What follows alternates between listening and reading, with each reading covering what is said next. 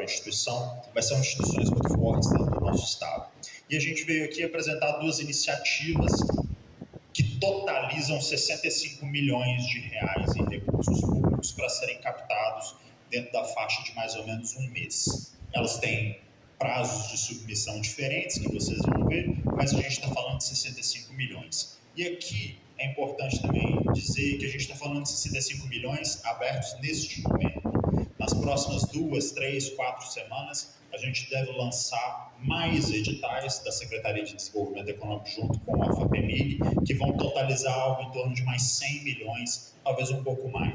Então a gente está falando de algo de 200 milhões, 180 a 200 milhões de reais em inovação via FAPEMIG nos próximos meses, nas próximas semanas, na verdade.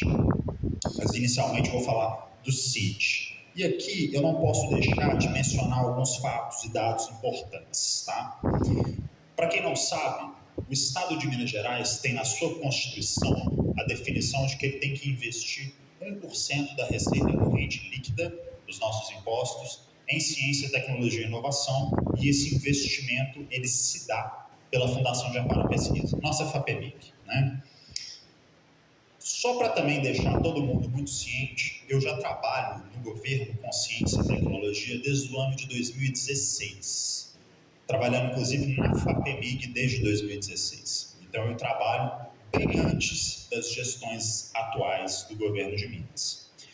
E para quem não sabe também, e esse é um dado que sempre nos deixa muito triste, a primeira vez na história que o Estado investiu 1% constitucional, na sua história, desde 1988, foi no ano de 2022. Desde o ano de 2022, a gente tem investido esse recurso religiosamente. Mas a gente tem feito um pouquinho mais, inclusive. Porque no ano passado, se vocês conseguirem ver, deve estar um pouquinho distante, mas no ano passado a gente investiu 585 milhões, dinheiro que chegou na conta dos projetos, executou as bolsas e foi repassado na aquisição de equipamentos, etc. Mas a gente investiu 114%. A gente não investiu só 1%. A gente investiu 14% a mais do que era a obrigação constitucional. Porque a gente entende que ciência e tecnologia não é obrigação do ponto de vista legal somente, e a gente entende que ciência e tecnologia não é gasto, é investimento. Então, esse é um governo que tem investido mais. 22 a gente investiu 100%, 23 a gente investiu 103%, 24 105% e no ano passado 114%. Esse ano a nossa previsão, e aqui eu estou sendo conservador, mas ela vai chegar em torno de 620 a 650 milhões de reais que vão ser investidos via FAPEMIG. De novo, 620 a 650 milhões que vão ser repassados. Não é orçamento, é execução mesmo, o dinheiro que vai chegar na conta. E eu também não posso sempre deixar de mencionar que isso também só começou a acontecer no momento que o nosso vice-governador, atual governador, professor Matheus Simões, entrou no governo efetivamente e deu as diretrizes de que, de fato, a gente deveria e investiria em ciência, tecnologia e inovação. E aqui, esse é um dado que, de novo, eu estou trazendo ele não no tom de crítica, porque aqui eu não vou criticar o governo federal em relação a isso, porque existem muitos recursos federais disponíveis. Hoje nós estamos num momento muito bom, onde nós temos recursos federais e recursos estaduais para ciência e tecnologia. Esse dado é muito mais um puxãozinho de orelha nas nossas instituições, em todos os nossos pares. Por quê? Hoje, e esse é um dado recente, ele foi trazido esse ano, a gente está instituindo um observatório de ciência e tecnologia para acompanhar esses indicadores, tá? Hoje, no estado de Minas Gerais, a FAPEMIG sozinha investe mais do que o CNPq e do que a FINEP juntas. Por que isso é um problema? Porque nós somos o estado da federação, como o reitor muito bem disse, com o maior número de instituições públicas federais.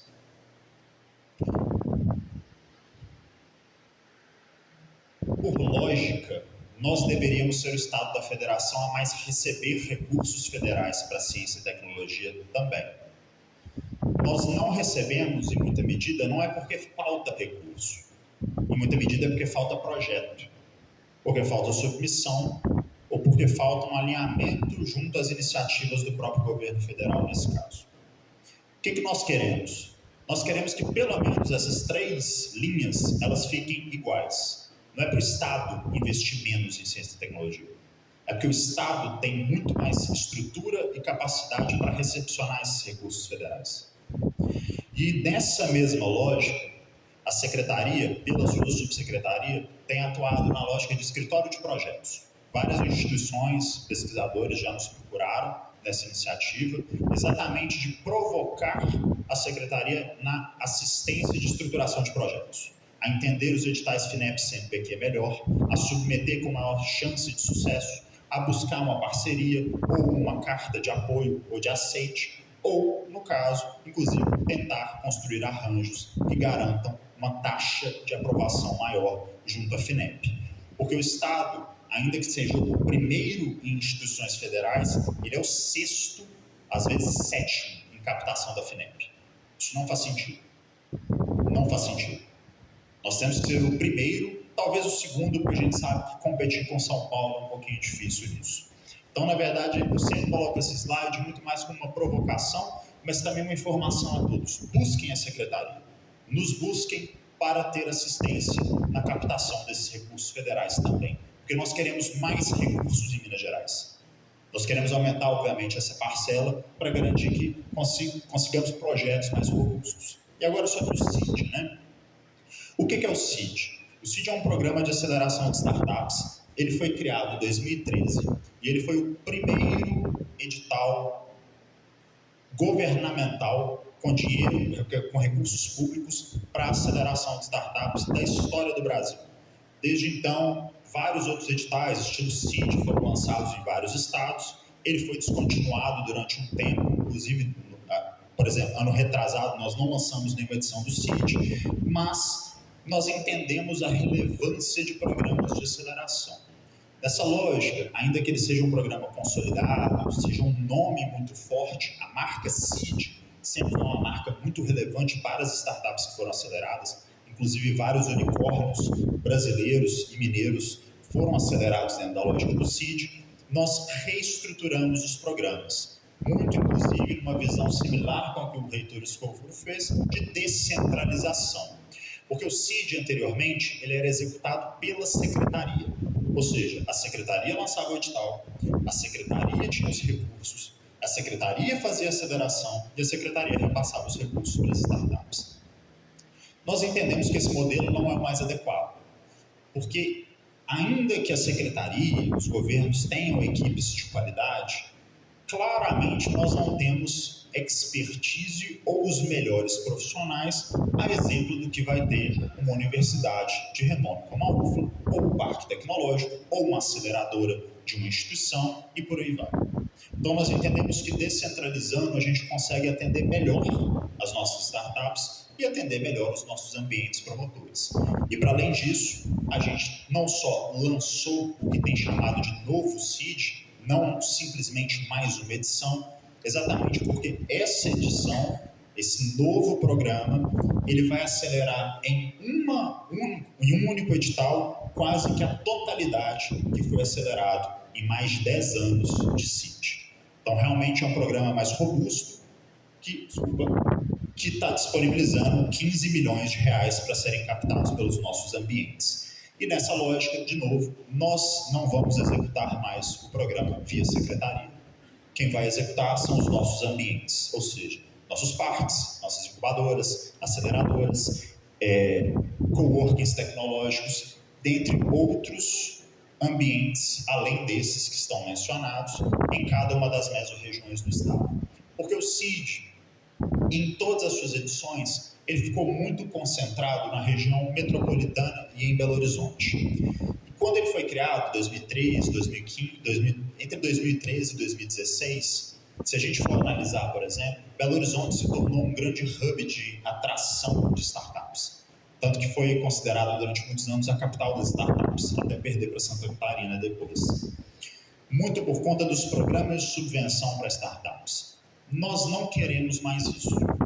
Nós não queremos que as startups fiquem somente em Belo Horizonte. Nós não queremos que a riqueza se concentre somente na capital ou na região metropolitana, ou que a gente tem que gerar esse ônus a mais para quem não está inserido nesse ecossistema. Então a nossa ideia mudou. Exatamente a descentralização também surge para que eu possa ter todo aquele programa, todo aquele desenvolvimento que aconteceu em Belo Horizonte acontecendo nas pontas. Porque o CID, novo CID nesse caso, o que ele pressupõe? A startup vai ser acelerada na mesorregião e ela tem que ficar na mesorregião. Ela não vai sair para outro lugar. Ela tem que abrir o CNPJ dela lá e ficar lá, gerando emprego e renda naquele município e naquela região, diferente do que aconteceu. É lógico que a startup ela pode escolher ir para outra mesorregião. Sempre gosto de usar esse exemplo. A gente tem um polo biotecnológico muito forte em Belo Horizonte, até por conta da UFMG e das outras instituições que estão naquele campo. Se eu tenho uma startup de biotecnologia no Triângulo ou no sul de Minas, se ela acha que ela tem mais capacidade de ser acelerada por um programa da UFMG ou do arranjo que vai se formar junto à UFMG, é direito dela escolher se acelerar lá. Mas ela vai ter que abrir um CNPJ em Belo Horizonte ou região metropolitana. Ela tem que fechar o CNPJ dela? A matriz tem que ser no município da mesma região? Não. Pode ser uma filial, desde que ela desenvolva o projeto dentro daquela mesorregião e gere realmente emprego e renda naquela região. Então, são algumas mudanças que fortalecem, descentralizam e vão começar a gerar valor mais desconcentrado dentro da lógica do Estado. Aqui, sempre é muito importante, a gente sempre recebe muitas perguntas. Esse slide ele não constava nas nossas outras apresentações, que é em relação às contrapartidas necessárias. Tá? Nós estamos solicitando uma contrapartida dos nossos ambientes, então essa já é um slide muito mais específico para os ambientes nesse caso, de 15%, mas é uma contrapartida econômica que quem já submeteu propostas na FAPEMIG sabe muito bem, é a demonstração dos gastos que vão ser realizados dentro daquela proposta, ou seja, o custo fora o aumento dos professores, dos membros de equipe, os insumos, equipamentos, etc, etc, etc. Do ponto de vista da startup, ela precisa ter uma contrapartida financeira que vai ser, em alguma medida, definida nos editais a serem construídos pelos ambientes promotores. Até para eu entender um pouquinho do público, quem aqui é empresa, quem aqui é empresa, tem empresa, é startup, quem... Tá. Dessas pessoas que levantaram a mão, quem já submeteu o projeto na FAPEMIG? Muito bom. Então, a gente também garantiu um outro benefício grande para vocês, porque quem submeteu sabe muito bem que o nome Plataforma Everest é um nome muito sugestivo, né? É uma montanha realmente difícil de ser escalada. Para além disso, talvez muitos dos que submeteram já tenham feito prestação de contas para a FAPEMIG, que também é um pouquinho cansativo, principalmente quando a gente não recebe resposta. A gente facilitou para vocês nesse caso, porque vocês não vão ter que submeter a proposta de vocês no Everest e vocês não vão prestar contas para a FAPEMIG diretamente. Vocês vão submeter a proposta de vocês para o professor Chalfun e vocês vão prestar contas para o professor Chalfun. Estou exemplificando. Não sei se vai ser o professor Chalfun, o proponente não, mas ele vai ser minha bola da vez.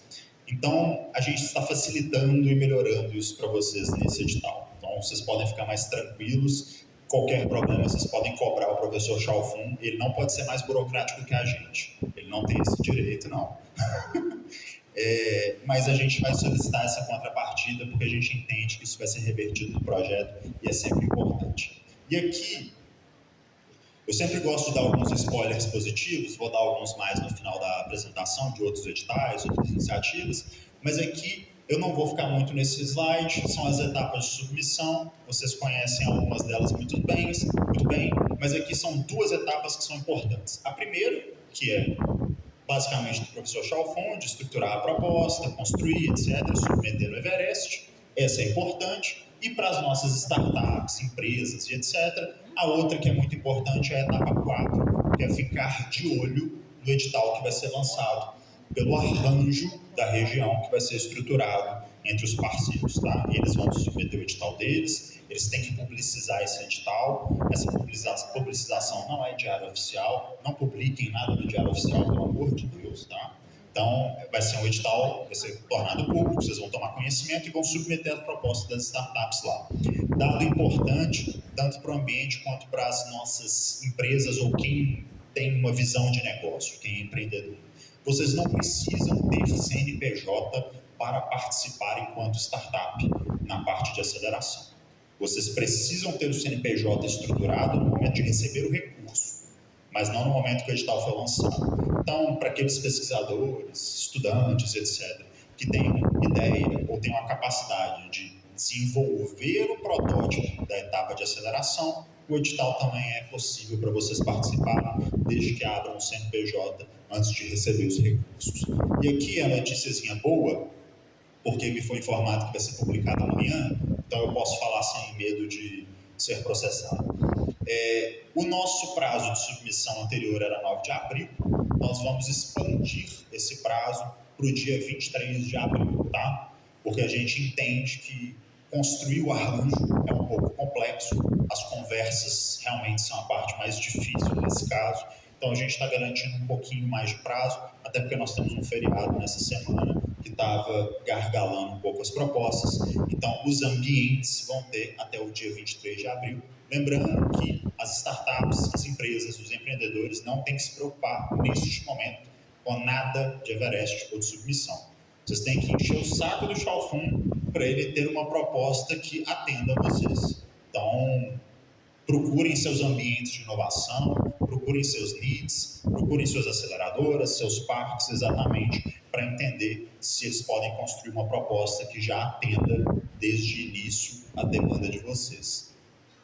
E aqui, essa é uma parte sempre muito boa, não ficou tão visível, mas essa é a parte que a gente apresenta os recursos que podem ser captados, né? Ou seja, é a parte que vocês sempre querem saber de quanto que eu posso captar. O CID está dividido em 3 grandes linhas. Essas 3 grandes linhas são do número de ambientes que podem participar da proposta. Ou seja, se o Parque Tecnológico de Lavras, né, da UFLA, quisesse participar sozinho, o Parque Tecnológico vai submeter uma proposta sozinho, ele poderia captar até R$650 mil. Parte desse recurso tem que ser repassado para as startups, tá? Se ele participar com mais arranjos, ele pode captar mais recursos. Ou seja, o parque submete com uma outra estrutura da mesorregião, uma ou 2 outras estruturas da mesorregião, ele pode captar 1.250.000, e se ele participa com 3 ou mais, ele pode captar R$1.850 em subvenção econômica. Como eu falei, parte desse recurso tem que ser repassado para as nossas startups que vão participar dos editais. E aqui, eu às vezes tenho a fama de ser um pouquinho duro nas apresentações que eu faço. Até porque eu quero que a gente tenha mais projetos aprovados, então a minha atuação é muito mais do ponto de vista de sucesso de vocês do que de querer fazer marketing ou propaganda. Então, leiam o edital, seja startup, seja ambiente, até porque eu vou apresentar outro edital que não é só para ambientes, e para público em geral. Leiam o edital com muita atenção, mas leiam o edital. O volume de projetos que nós temos reprovados por leitura errônea ou por não leitura não é brincadeira. Leiam com muita atenção o edital. Então, nesse edital especificamente, a gente coloca algumas palavras-chave. Então, no valor que as startups podem receber.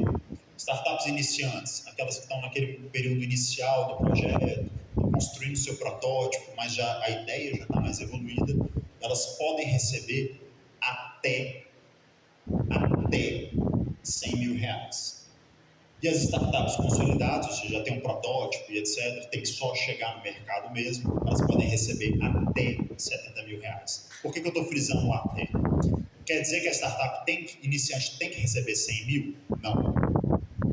A consolidada tem que receber 70 mil? Não. Quem vai definir quanto que ela vai receber é o edital do ambiente. O ambiente vai definir isso, contanto que ela não extrapole os valores de até. Então, muita atenção em algumas informações que os editais trazem. E aqui eu digo muito isso também porque cada edital da FAPEMIG tem algumas informações específicas, muitas vezes de rubricas. Ou seja, alguns editais vão limitar o volume de recursos que você pode pedir em alguma rubrica. Só pode contratar 20%, 30% de serviço de terceiro, bolsa só pode ser até 20%. Isso muda de edital para edital. Leiam com muita atenção. Eu faço parte de Câmara de Avaliação da FAPEMIG também, desde 2020, inclusive. Não foram poucos os projetos que foram reprovados, que passaram por mim e pelas várias outras câmaras, por falta de atenção nos itens financiáveis. Porque comumente já se pensa, eu já sei que a FAPEMIG financia, então eu não vou ler essa parte. Vou para a próxima. E aqui um outro conselho que eu sempre gosto de dar é: utilizem sempre o bom senso. Tá? Por que eu digo isso? Tem muito projeto que às vezes o pesquisador, a empresa, etc., solicita entre 70% e 90%, ou 80% a 90%, só em serviço de terceiro, por exemplo. Na visão das câmaras e na visão da FAPEMIG, isso vai soar como o quê? Terceirização da atividade fim. Esse projeto não vai ser aprovado. Já vou adiantar, esse projeto não vai ser aprovado. Se o entendimento é que a equipe executora do projeto não tem capacidade de execução e ele precisa terceirizar quase que 100% da execução, por que eu estou financiando esse projeto e não estou financiando então esse projeto pela empresa que vai ser contratada? Usem sempre o bom senso. E aqui eu vou dar um exemplo prático. Esse projeto já passou por mim algumas vezes. Obviamente que eu não vou falar o nome do pesquisador nem da instituição por motivos éticos, mas deixando muito claro, não é um projeto da UFLA, não é um projeto dessa região, tá? Mas a gente já teve projetos, por exemplo, onde o pesquisador solicitou equipamentos que não eram necessários para a execução daquelas atividades que ele colocou no projeto. Ele foi reprovado. E aí a gente perguntando, professor, por que o senhor fez isso? Não, é porque eu precisava desse equipamento, então eu decidi pedir ele nesse projeto. Maravilha, ele foi reprovado, esse edital não foi lançado novamente, ele ficou sem o projeto inicial e ficou sem o equipamento para o outro projeto dele também. Não mintam na submissão das propostas. Vocês são avaliados pelos seus pares. A gente pode reclamar, e eu estou com vocês nisso, de vários processos dentro da FAPEMIG, de várias questões, mas nós não podemos reclamar das câmaras de avaliação de projetos, porque elas são compostas pelos pesquisadores das instituições, indicadas pelas instituições em grande medida, e são os melhores pesquisadores, e muitas das vezes, das instituições. Nós somos julgados pelos nossos pares. Então, sempre sejam muito honestos e sinceros nas propostas que estão sendo construídas. Coloquem os equipamentos que são necessários, apresentem as infraestruturas que vocês têm para a execução dessas propostas. Aqui, por exemplo, no CID, esse foi um ponto que foi trazido várias vezes. Eu preciso ter estrutura física para submeter minha proposta? Sim, precisa. Um ambiente promotor de inovação digital não está apto a captar os recursos, porque nós entendemos que a startup precisa de um espaço físico para ter as relações de aceleração. Ele precisa ter um espaço físico para executar muitas das suas atividades, às vezes para validar um produto, validar um processo. Então, sempre demonstrem com muita clareza o espaço físico, os equipamentos que estão disponíveis, que existem, porque as avaliações da Câmara são extremamente criteriosas e continuarão sendo extremamente criteriosas. Então, esse é sempre um ponto que eu gosto de frisar, mas, via de regra, a gente está financiando quase tudo que normalmente nós financiamos nas chamadas FAPEMIG. Todo mundo aqui sabe da regrinha de ouro: não financiamos CLT, não financiamos infraestrutura do ponto de vista de levantar novas obras e não financiamos material de escritório, porque não tem inovação em material de escritório. Fora isso, basicamente nós financiamos quase que tudo, exceto na lógica da startup, que alguns itens não são financiáveis, mas isso vai estar discriminado também nos editais a serem construídos por cada um dos ambientes, né? Então, basicamente, esse é o CID. Pela mesorregião e pelo que nós conversamos, nós estamos falando de um projeto de R$1.850.000, muito provavelmente. Só voltando, nesse caso, as startups vão poder receber um recurso considerável, que vai ser definido, obviamente, pelo ambiente. E aqui, eu gosto só de deixar muito claro, nós colocamos uma travinha da obrigação, ou seja, serão aceleradas, devem ser aceleradas, pelo menos 15 startups. E aqui, só para deixar, muitas instituições têm perguntado isso para a gente, quem tem que receber o recurso são as aceleradas. Então, não são as 30 vagas, a validação não enseja a recepção de recurso, só a aceleração. Tá? Então, só aquelas que vão ser aceleradas, de fato, vão receber o recurso, mas cabe ao ambiente desenvolver o seu edital para que acelere pelo menos 15 nesse caso, mas a gente sabe que vocês vão fazer muito mais do que isso, porque a gente sabe do potencial da região. E agora o nosso outro edital, que é o Minas pelo Clima, que é basicamente a construção, transformação, na verdade, do PLAC, que é o Plano de Ações Climáticas do Estado, em um edital de subvenção econômica. O que é o PLAC? O PLAC ele foi um plano construído dentro do Estado de Minas Gerais, junto com consultorias e várias conversas com embaixadas estrangeiras e outros atores, para mapear desafios climáticos do setor produtivo, do setor público e, obviamente, do nosso setor acadêmico, com possibilidades tecnológicas, e, a partir disso, construir um plano de ação de mudança de vários setores dentro da lógica de Minas Gerais. Eu não vou adentrar tanto no PLAC, mas se vocês escreverem no Google PLAC Minas Gerais, vocês vão achar o plano na íntegra, vão achar todos os desafios na íntegra, mas o edital já colocou os desafios que nós vamos aceitar enquanto propostas, ok? É uma chamada de 50 milhões de reais, não é uma chamada restrita à inovação. Aqui nós estamos falando de uma chamada de pesquisa e desenvolvimento, tá? Então nós temos uma chave para projetos simplesmente de pesquisa, e aqui é uma chamada um pouco mais ampla. Quem pode participar dela? As ICTs, nossos pesquisadores, as nossas empresas, as nossas cooperativas e as nossas startups. A gente colocou ele setor público, mas os órgãos, né, do Poder Executivo, mas o setor público ele só pode participar enquanto parceiro, não enquanto captador, tá? Mas é uma chamada grande, bem mais robusta, com trânsitos de projetos maiores, que está no próximo slide, mas eu já passo para ele. E aqui, como eu falei, são vários setores estratégicos que foram mapeados. Nem todos os setores entraram entre os projetos. Quando vocês forem entrar lá no site da FAPEMIG, vai estar, é a última chamada que foi lançada na sexta ou no sábado da semana passada. Então, ela está no site já, inclusive. Se vocês forem acessar lá, o anexo 1 do edital tem todos os desafios os quais a proposta de vocês tem que se enquadrar, tá?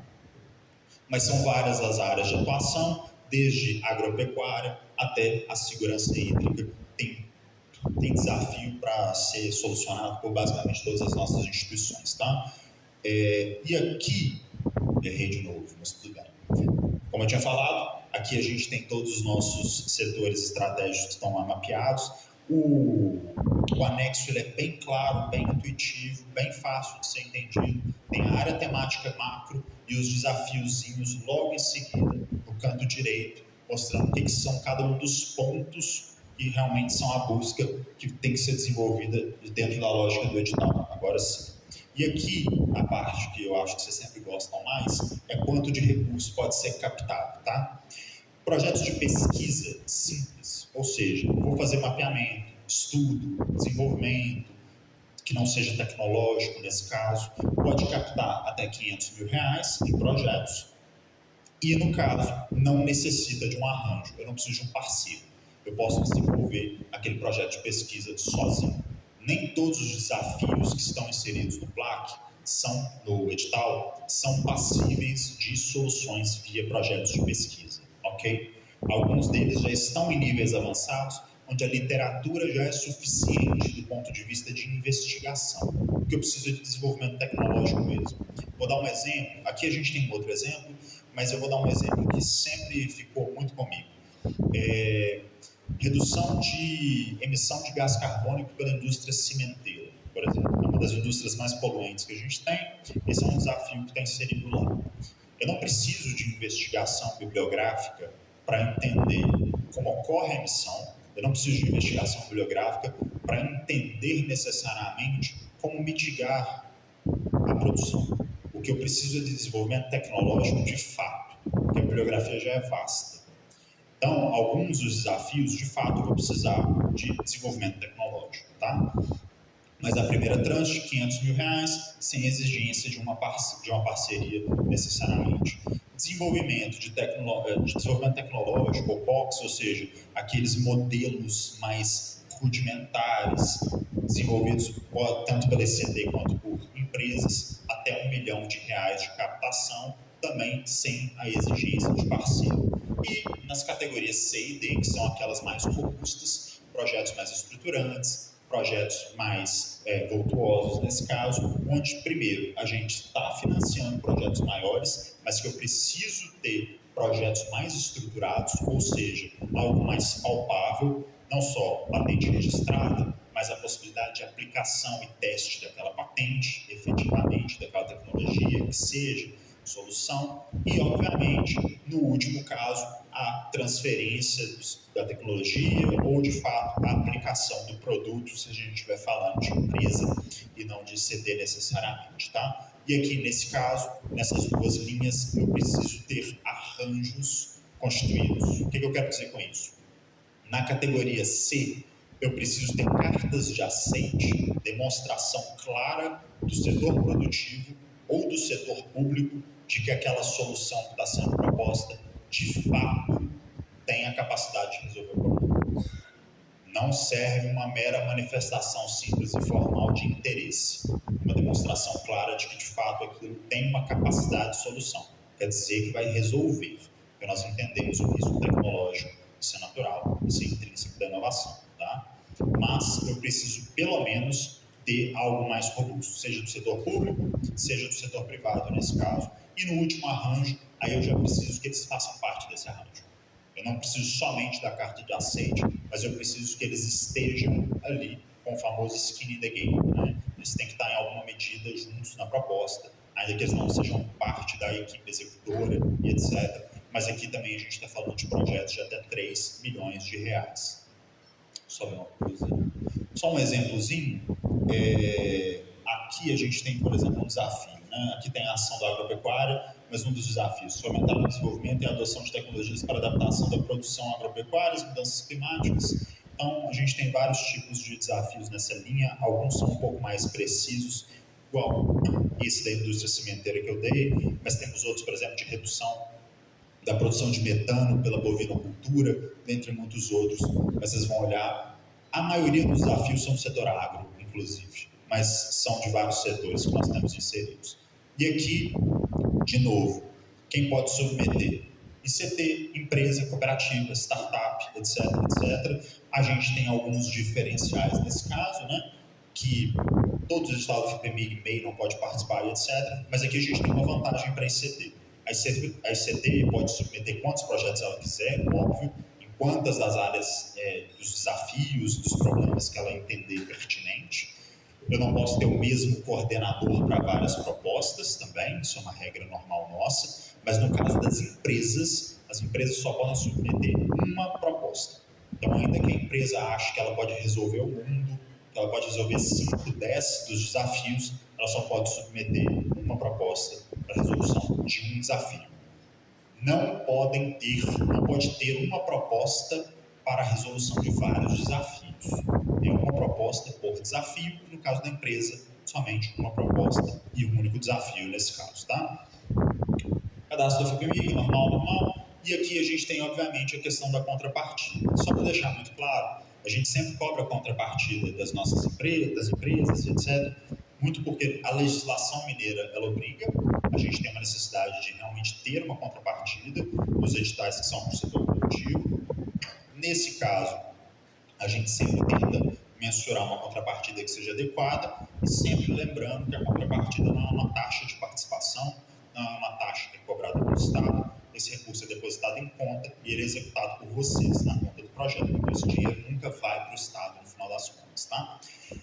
Mas a contrapartida financeira é de 10%, e no caso das empresas das categorias C e D, das categorias C e D, que são aquelas maiores, no caso, você pode reverter metade desse valor, ou seja, 50%. No caso vai ser 5% de financeiro, você pode reverter metade dos 10% em contrapartida econômica para comprovação com as execuções e etc. E também deixando muito claro que aqui somente nas submissões feitas pelas empresas, nesse caso. E aqui o arranjo ele pode ser feito de várias formas. Muitas vezes o pesquisador já tem uma interação com a empresa, entende que vai ser mais benéfico a empresa submeter o projeto. Em alguns casos, a empresa pode preferir que o próprio pesquisador e a própria instituição sejam os objetos da submissão e entendendo que a execução seria melhor. Tá? Aqui também é muito importante, como eu falei, principalmente nas categorias C e D, que é a demonstração da maturidade das soluções. Isso é muito importante, vai ser necessário a demonstração do nível de maturidade, inclusive do ponto de vista até de pesquisa em alguma medida. A gente tem níveis de valoração para adequação de pesquisa do SLR, Science Technology Readiness Level, etc. E a ideia é que vocês consigam mensurar e demonstrar que, de fato, aquela solução tem um nível adequado e consegue escalabilidade para resolver o problema.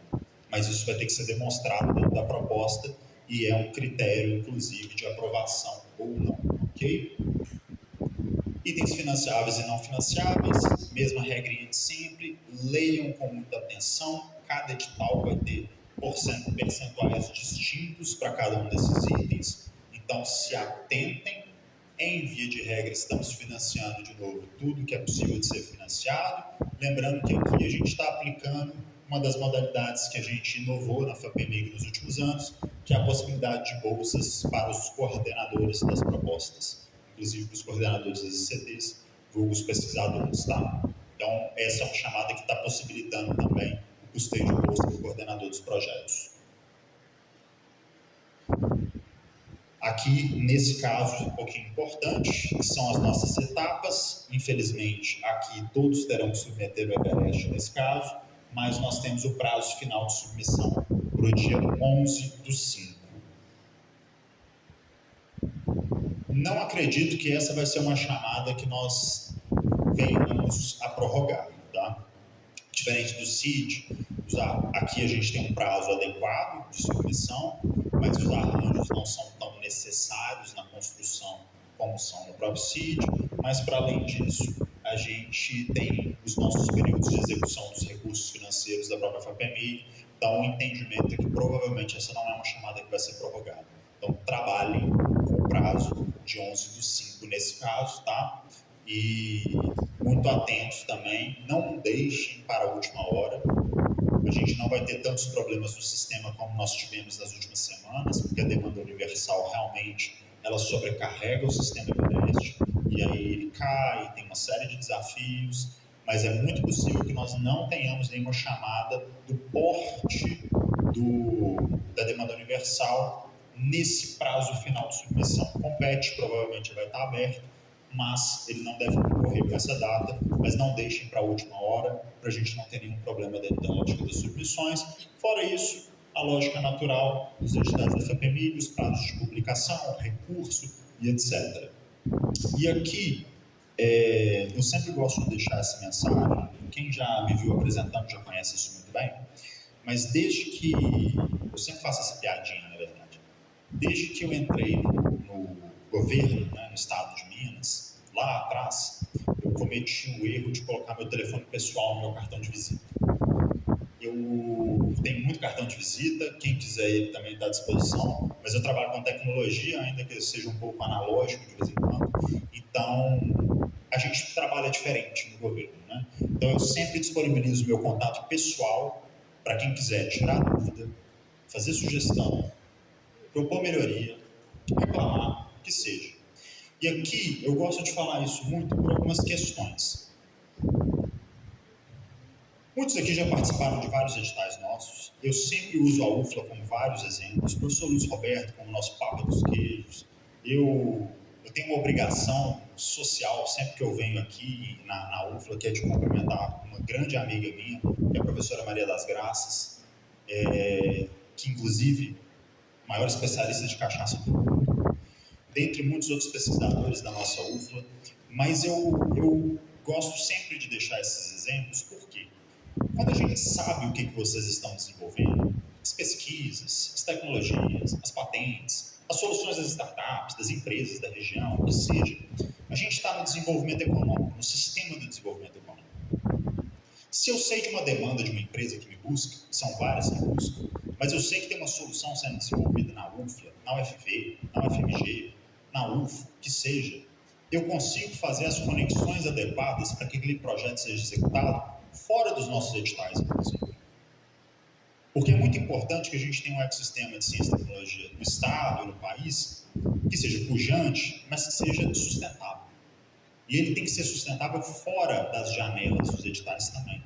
Porque eu preciso que as empresas entendam que investimento em ciência e tecnologia é bom. Eu preciso que elas entendam a riqueza que tem nas universidades.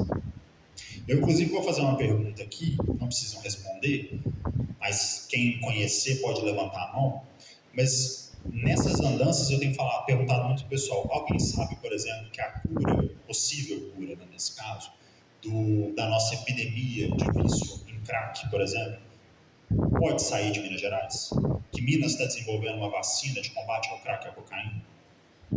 Pela Universidade Federal de Minas Gerais. Um grande amigo meu, inclusive, professor Ângelo, químico também. Mas que a gente tem, por exemplo, o professor Luiz, que ajudou a gente a certificar queijos no nosso estado, a garantir um selo de reconhecimento da Unesco, a garantir que mais produtores mineiros possam chegar a outros países, aumento de renda, ou a professora Graça, que faz o mesmo serviço, ou alguém sabe que o escritório da Google, o único escritório da Google de P&D do Brasil, está em Belo Horizonte por causa do professor Nívio Ziviani, da UFMG. Então, eu quero que mais empresas saibam o que nós já sabemos, que os melhores pesquisadores do país saem de Minas Gerais, que as melhores pesquisas do país saem de Minas Gerais, que eu tenho as melhores instituições. Seja elas estaduais, federais, isso para mim faz zero diferença. A maior parte do nosso recurso vai para as federais, porque elas são as melhores instituições de produção de conhecimento que nós temos no país. Então, a mensagem que eu sempre gosto de dizer é: não me vejam, não vejam os outros representantes do governo, do Estado, que vêm aqui, etc., como porquinhos andando de lá para cá, fazendo barulhinho, porque tem dinheiro dentro. Tem recurso? Acessem, por favor.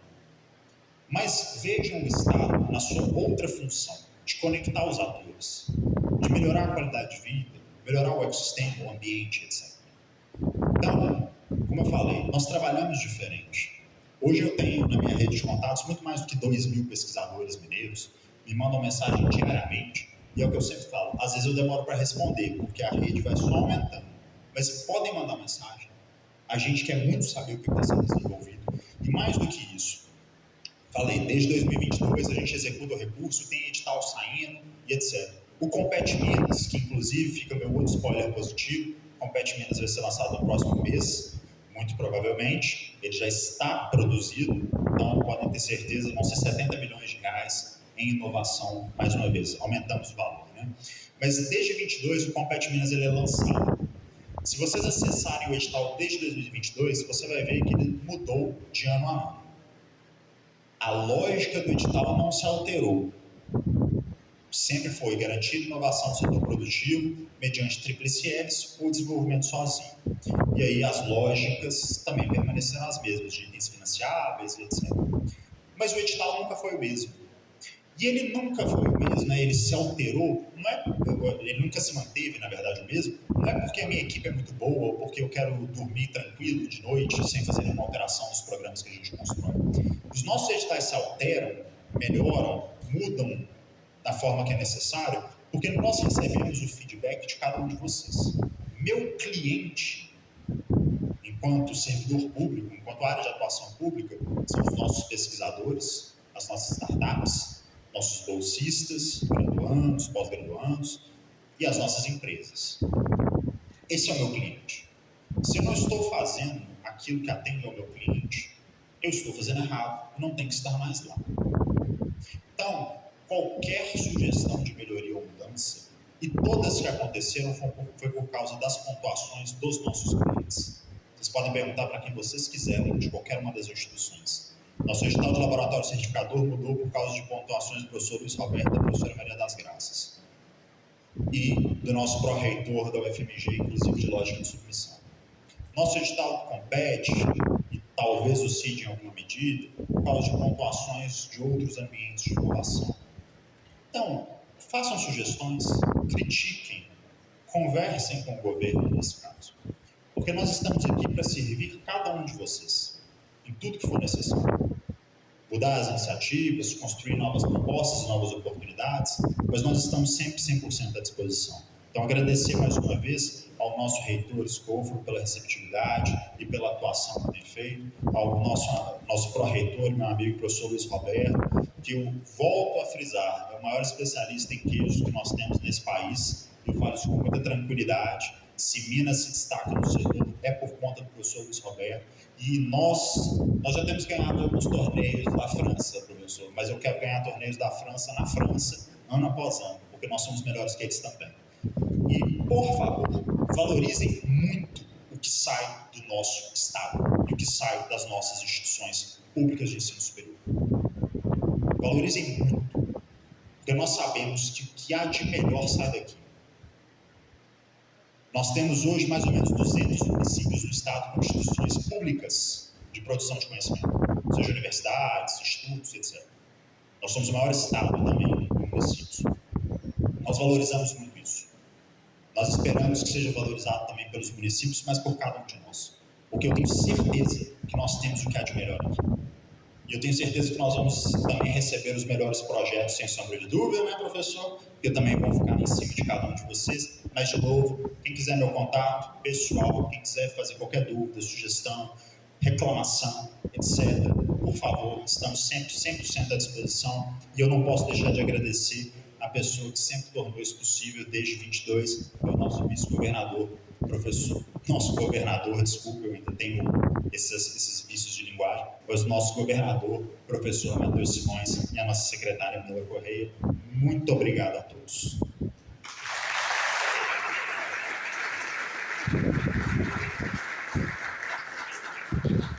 Muito obrigado, Lucas. Antes da gente passar para a sessão de perguntas, só uma lembrança da UFLA para você, em nome do professor Escofro. Vou pegar aqui para lá.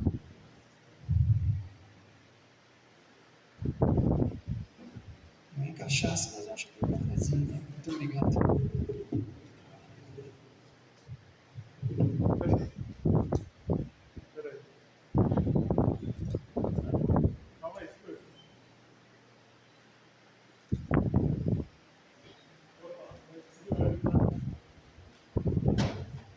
Enquanto a gente prepara aqui, eu tenho certeza que tem muitas dúvidas, para a gente poder tentar respondê-las com o Lucas.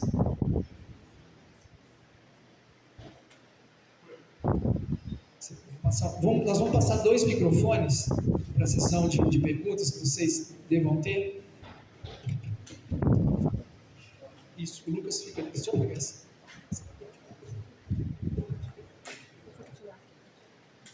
Por favor, gente, se apresentem e aí possam fazer a pergunta, tá?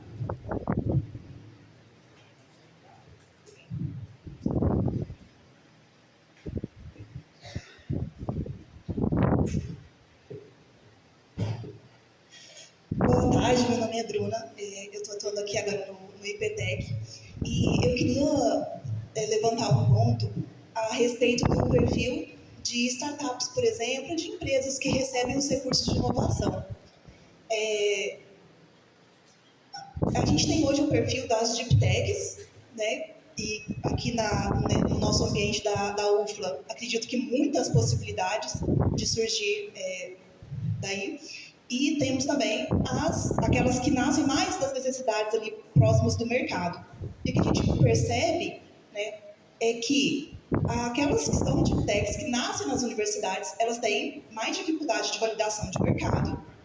E aquelas que nascem ali do mercado nesse contexto têm mais dificuldade em termos de desenvolvimento, de validação do protótipo dentro ali do método científico.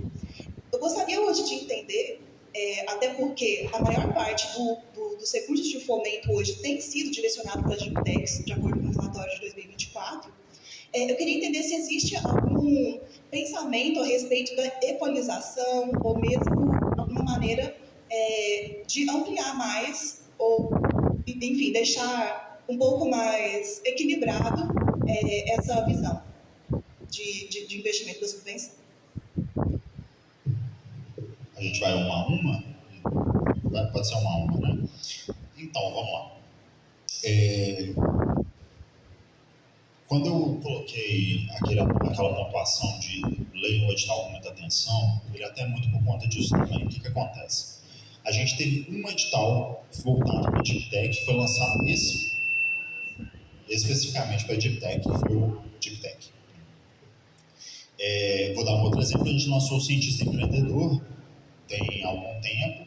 Ele não tinha necessariamente uma vinculação à Deep Tech. O que a gente vê? As Deep Techs...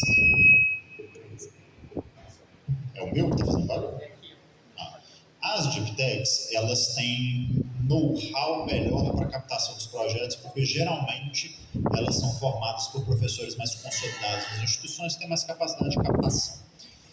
Não é necessariamente uma visão nossa de que as Deep Techs sejam as mais relevantes, tá? Deixando isso claro, até porque o CID, por exemplo, é aberto para todas. E aí eu vou dar um exemplo.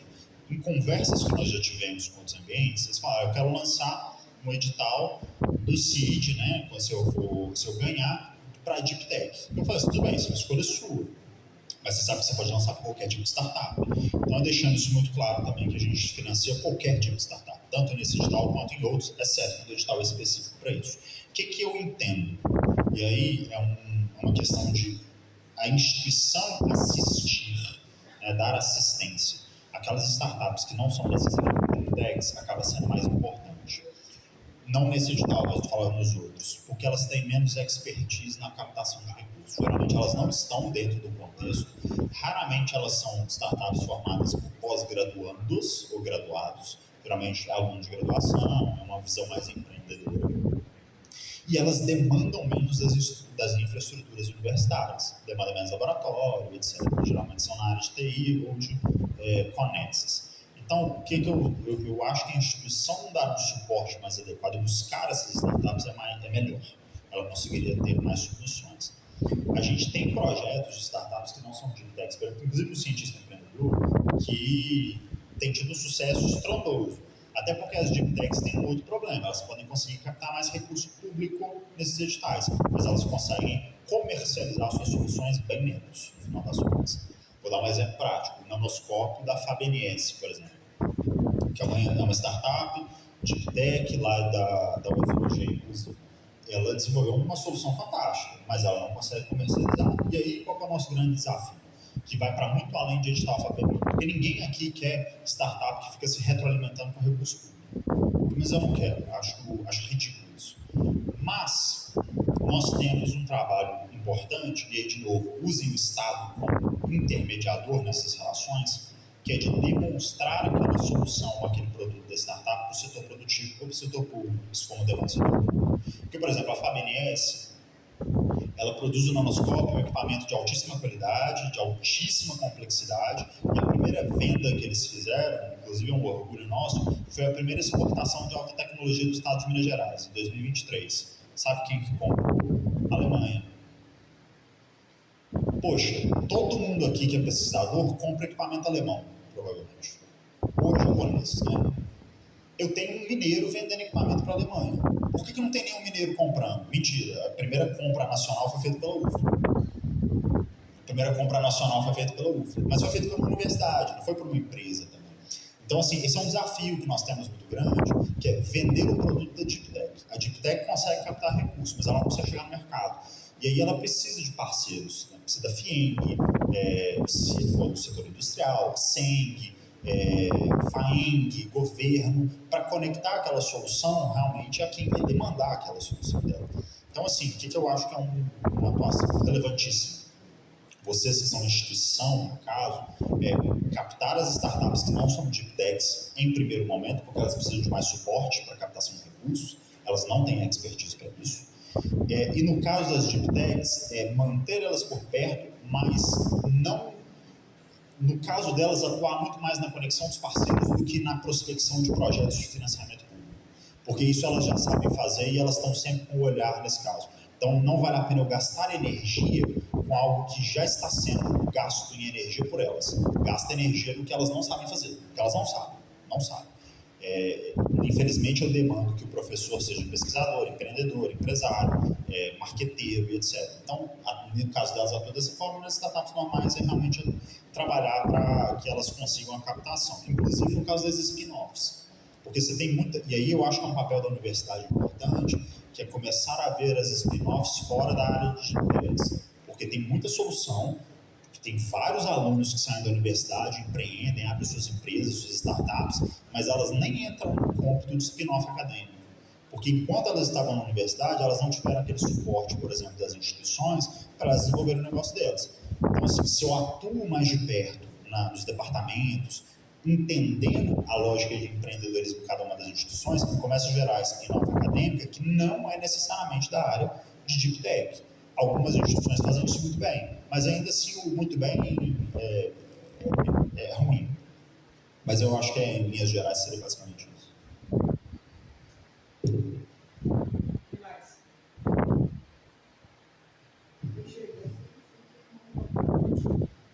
Quando não tem dúvida, eu entendo que vai todo mundo se submeter bem, não vai ter erro, não vai ter ninguém da UFLA desclassificado. E vocês podem fazer perguntas sobre outras coisas da FAPEMIG e outras reclamações também. Não prometo que eu consigo responder todas, mas eu prometo que eu consigo levar as demandas àquelas que eu não consigo atender. Tá? Boa tarde, Lucas. Meu nome é Carla, tenho uma empresa de inovação em gestão climática, créditos de carbono. Minha dúvida é a seguinte: o ano passado nós submetemos um projeto para o Compete Minas e esse projeto ele foi aprovado, mas ficou abaixo da linha ali de recurso. Nós entramos com recurso, mas a gente ainda não teve resultado. A gente pode submeter esse projeto novamente para o edital desse novo edital de Minas pelo Clima, e se a gente puder, quando sair o novo Compete Minas, se nós podemos também submeter ao mesmo tempo para o novo Compete Minas. Aí só um detalhe, você atende mesmo a gente por telefone. Porque na época você atende mesmo, na época eu entrei em contato com você tirou as dúvidas, isso é verdade. Muito obrigado, professor. Eu gosto de exemplos vivos. Então, professor, poder pode, tá? Poder pode. O que vai acontecer? Você não vai ser classificado por isso. O que vai acontecer é que se você for aprovado no Compete e for aprovado no Minas pelo Clima com a mesma proposta e não tiver contratado antes com o Compete, você vai ter que escolher uma das duas para tocar. É só essa distinção. Às vezes, alguns editais, eles vedam a participação de quem foi aprovado no anterior. São editais diferentes, não tem problema. Pode submeter nos dois. E aí, não era para estar demorando tanto tempo assim o recurso. A gente tem tido esses casos. Pode me mandar, inclusive, no WhatsApp o códigozinho, né, do recurso, quanto que foi. Não precisa mandar o recurso, não. Pode ser só o código que a gente cobra lá também. Mas pode submeter. Não vai ser desclassificado por isso. Lucas, boa tarde, meu nome é Paulo Vinícius. Primeiramente, queria dizer que você está bem recebido aqui no PETEC, viu?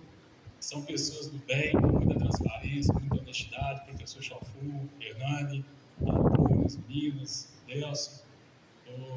Orgulho de ver esse pessoal aí trabalhar da forma que eles estão trabalhando. Eu estou com um projeto de um ecossistema de desenvolvimento de esportes em geral pelo Bootcamp. Então, a gente deu a início à trilha aí. Esse projeto já está rodando desde 2024 e muito me chamou a atenção aqui quando você fala da vacina, né? Para pessoas aí, vamos dizer, viciados em crack, cocaína e drogas em geral. A gente está tratando a causa através de uma vacina no corpo. E o que você acha do esporte, tá?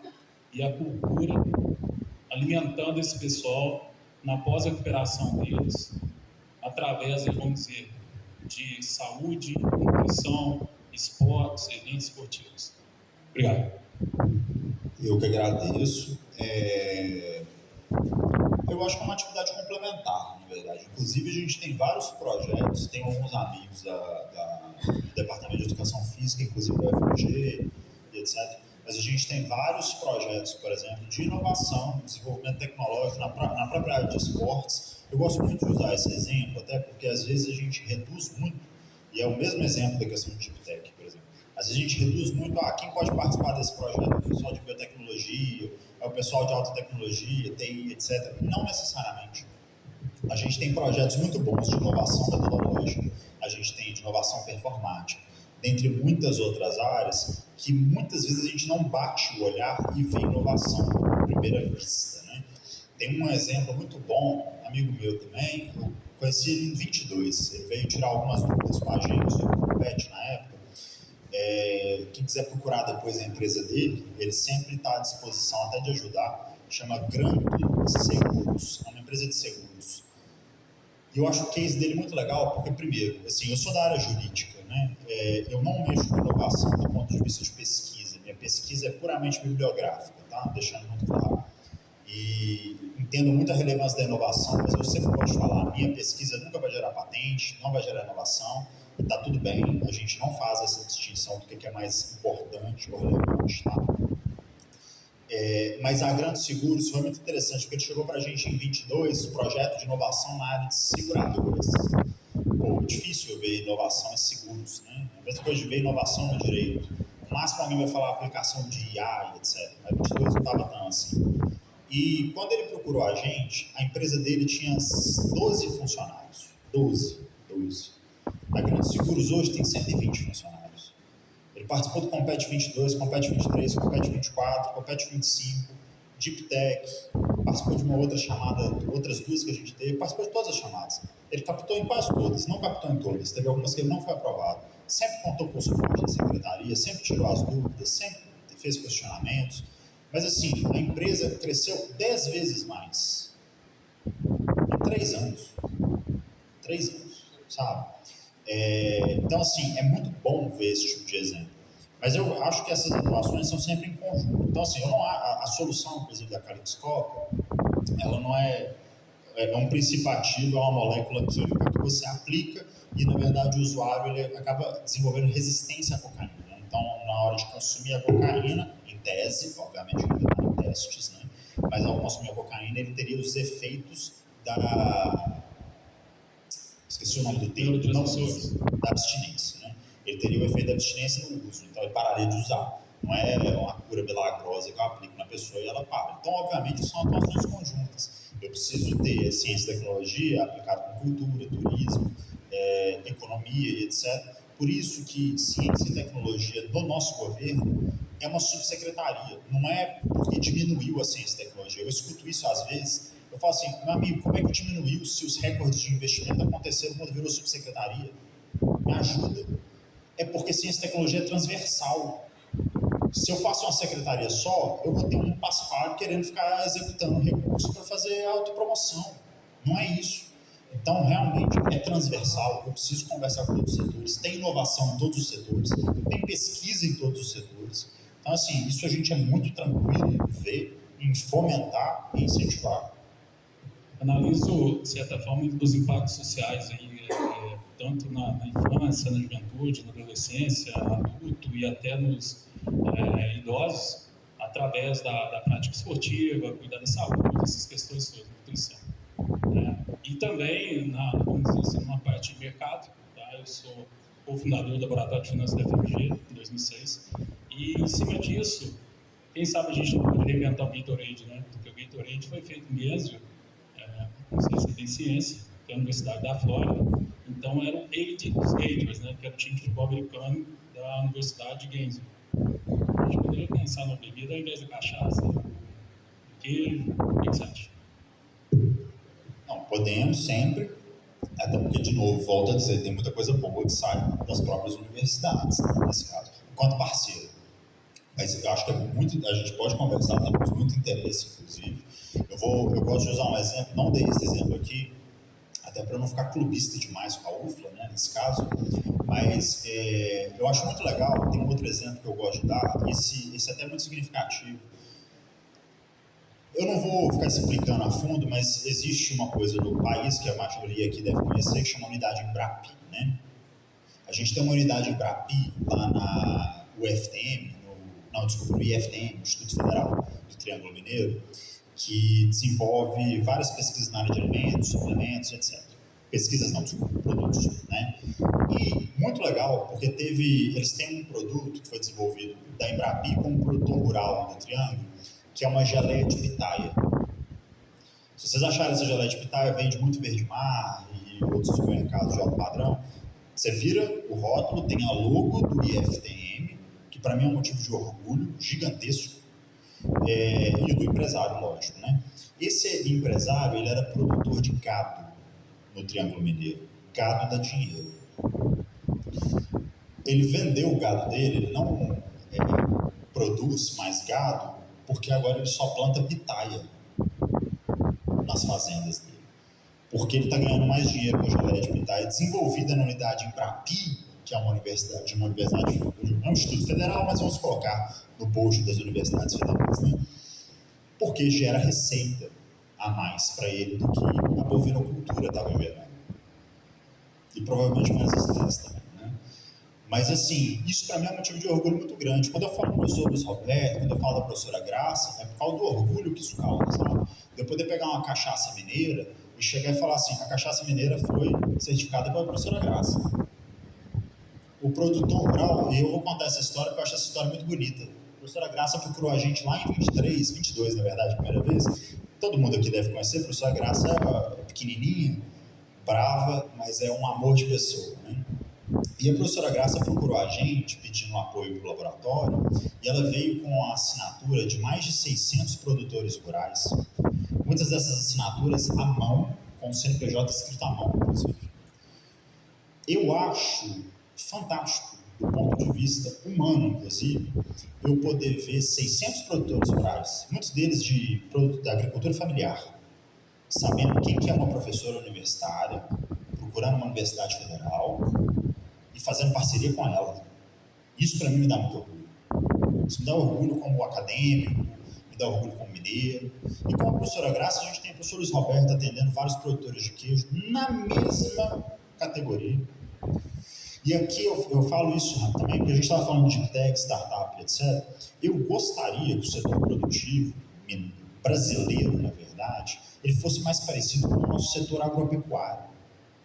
A gente adora demonizar o agro, né? Mas o agro é o setor mais inovador do país. O agro brasileiro ele é reconhecido internacionalmente pela inovação, pela abertura na inovação. Vai perguntar para um produtor rural se ele sabe o que é Embrapa, o que é PAMIC, o que é UFLA, o que é o FV. Ele sabe. Ele me falou o nome do professor Luiz Roberto, da professora Graça, Rosane Schwan, entre vários outros. Vai na indústria e pergunta o que é Embrapi.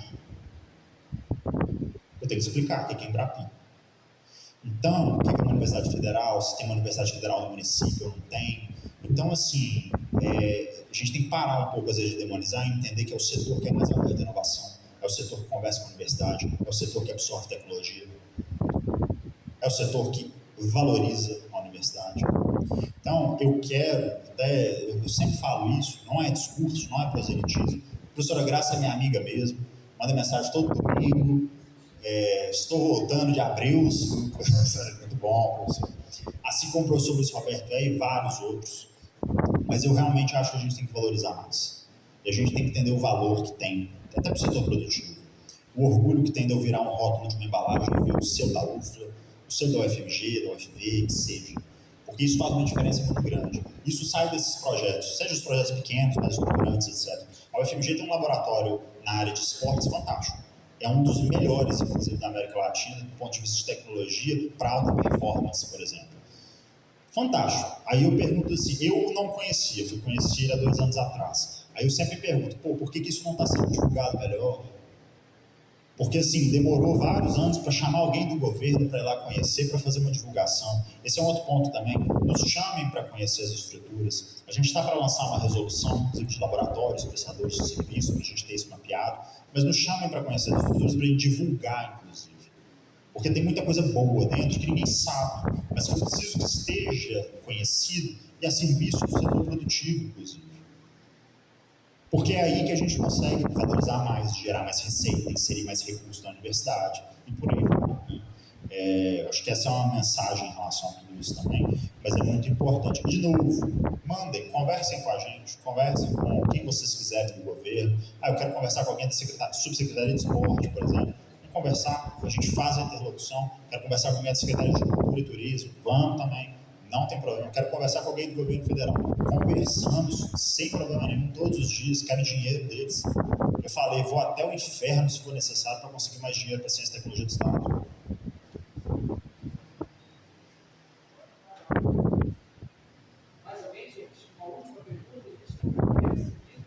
Café é bom. Não financiamos coffee break. Esse é um bom item que não é financiável, tá? Eu disse o seguinte, se tiver mais uma última pergunta, pelo menos para a gente fazer aqui, tem, Lucas? Ali o Lucas, ele tem. Aí a gente, na sequência, nós vamos servir um café. Acho que já o pessoal deve querer, mas não estou aqui cortando as perguntas. Eu estou dizendo para a gente poder aproveitar o momento lá do café para fazer também mais perguntas. Tá bom? Lucas. Obrigado, tchau, fundo. Lucas Amaral de Mello. Prazer, Lucas. Vou aproveitar, eu sou da área de silvicultura, trabalho com florestas plantadas. E as minhas pesquisas do nosso grupo geralmente são em áreas rurais, fazendas, e nós sempre precisamos de automóveis, caminhonetes para desenvolver essas pesquisas. Então, até para evitar erros de submissão, qual que é a visão da financiadora, da FAPEMIG, em relação a, por exemplo, alternativas? Aquisição de novo veículo, manutenção de veículo oficial, aluguel de veículo.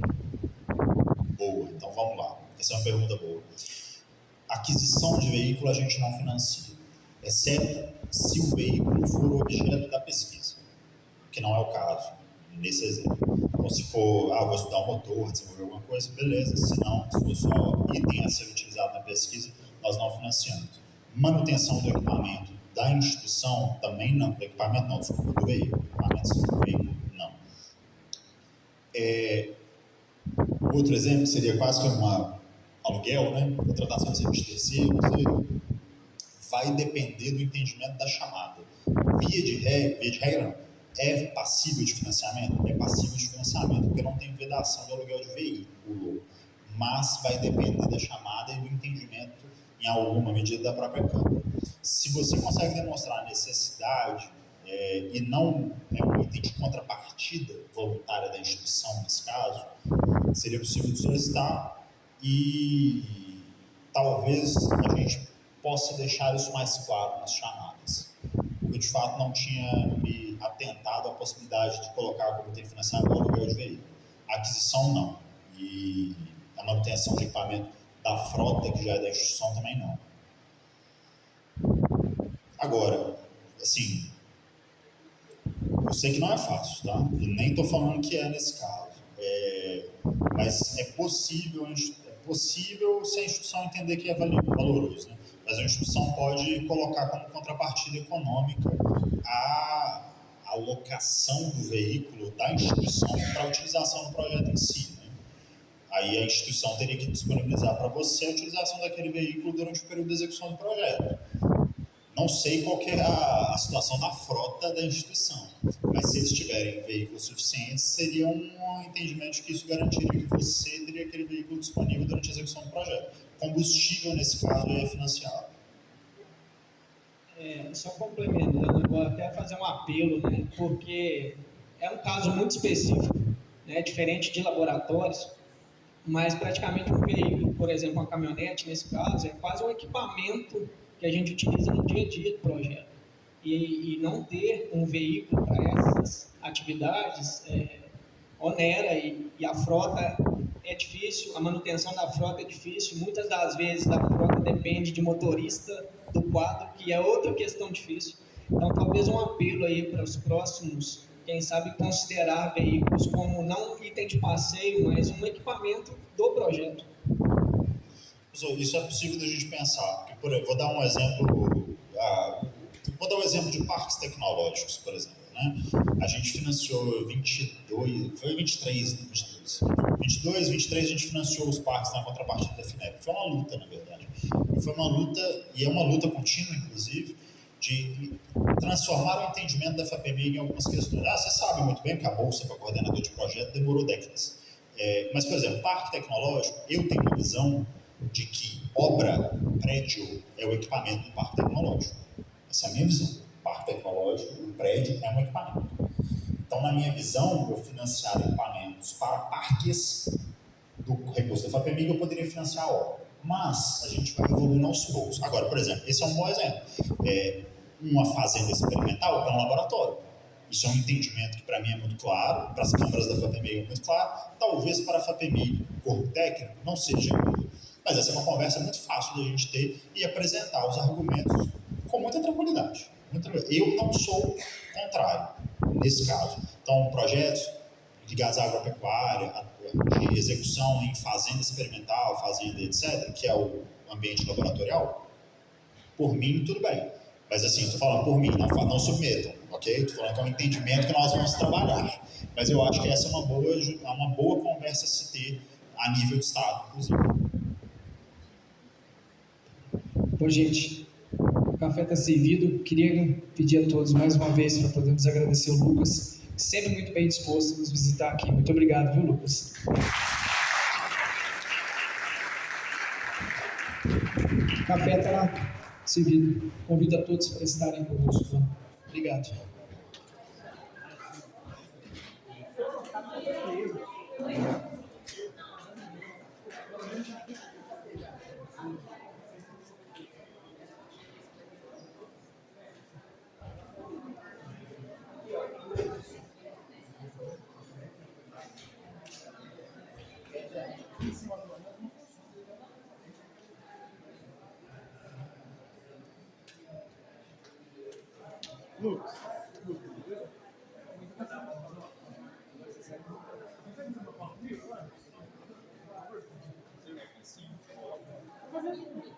Acho que você pode descer que a gente pega as coisas.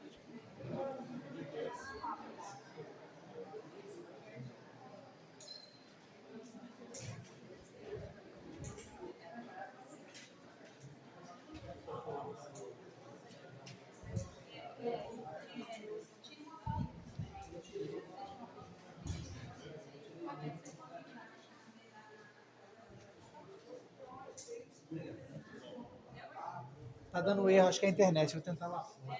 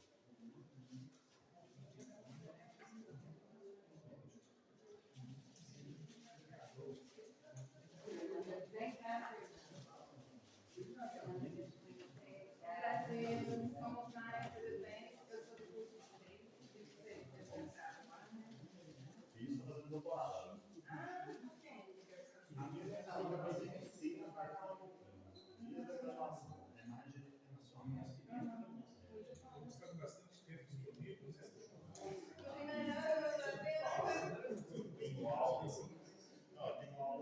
vamos lá,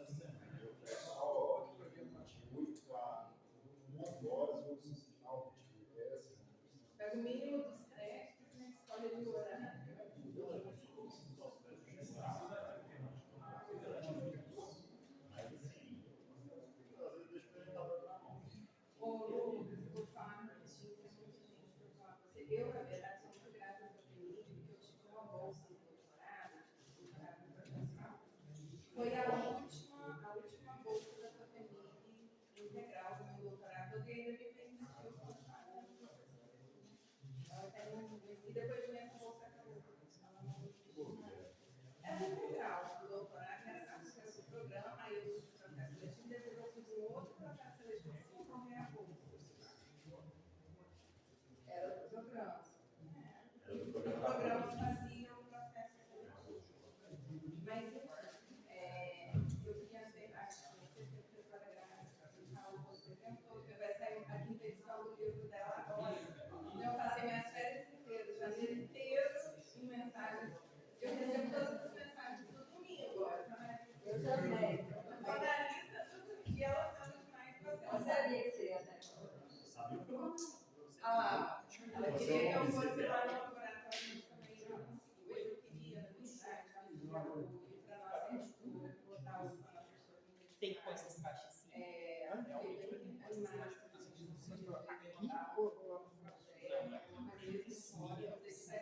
Isso você está projetando um som aqui, ó. Você está projetando um som no meio do show.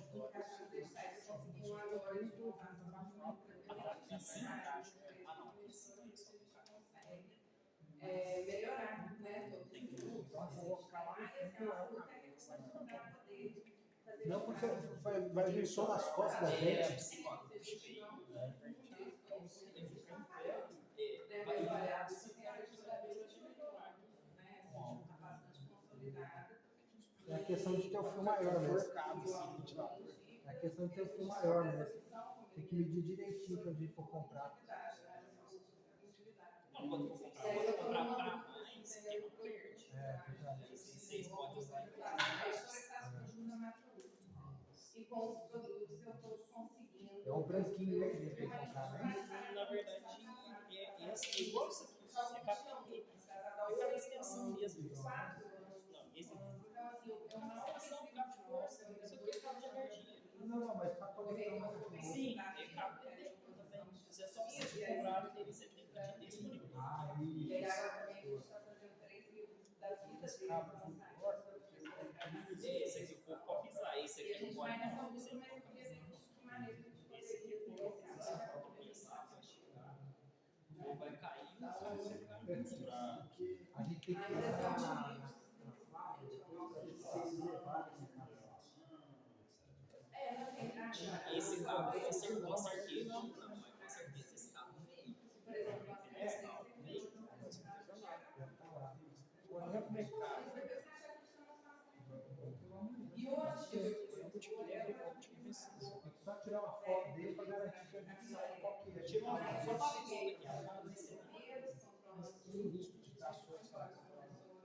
se você conseguir a ponta solta, já esse aqui, esse não consegue a pessoa.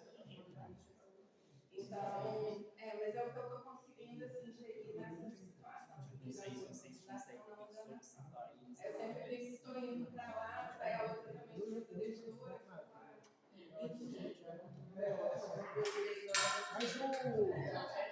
para ele ficar, eu tinha seu carro, Ele pode pegar uns 25 anos.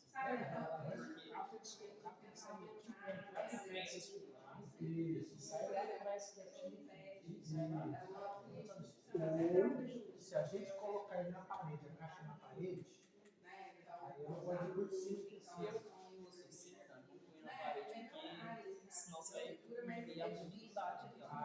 Só se vocês conseguirem o equipamento. Porque, por exemplo, isso aqui, se você quiser usar lá fora, você já vai